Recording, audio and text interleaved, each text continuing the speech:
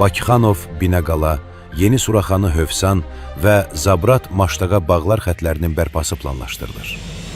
Güzdək-Qaradağ xətti də gələcək şəbəkənin bir hissəsi olacaq.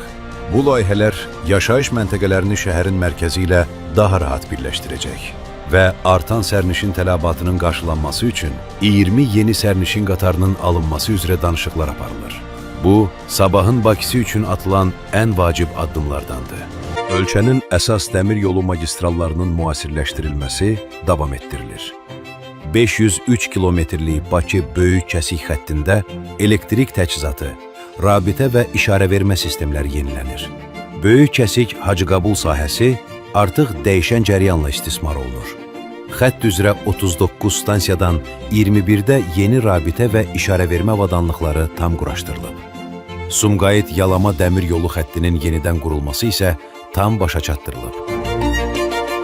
Ələt-Osmanlı xəttində dəmir yolu, körpülər, enerji və rabitə sistemlərinin yenilənməsi davam edir. Ələt-Baş dəmir yolu stansiyasının əsaslı təmirinə başlanılıb. Bakı limanından və cənub istiqamətindən gələn yük qatarlarının çeşidləmə parkına giriş-çıxış yolları yenidən qurulur. Yevlax-Bərdə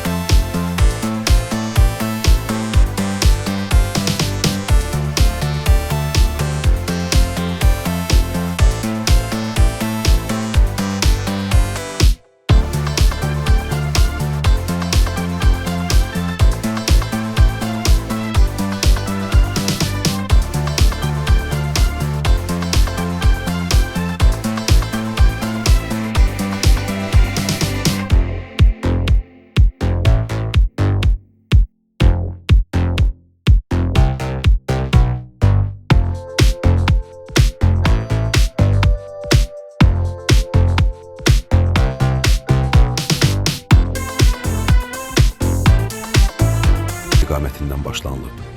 Ərazidə qazma, dolğu və mühəndis qurğularının tikintisi aparılır. Bu layihələr Azərbaycanın əsas hissəsi ilə Naxçıvan arasında yeni bağlantının əsasını yaradır.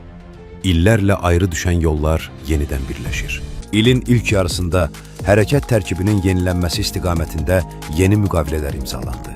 7 yeni yük lokomotivinin 2026-cı ildə Azərbaycana gətirilməsi nəzərdə tutulur. Daha 14 yük lokomotivinin alınması üzrə isə danışıqlar davam edir. Paralel olaraq 4 yeni magistral sərnişin lokomotivi sifariş edildi. Yeni sərnişin qatarlarının və 50 vaqonun alınması da müzakirə olunur. Məqsəd daha güclü, daha təhlükəsiz və daha müasir bir qatar parkı yaratmaqdır.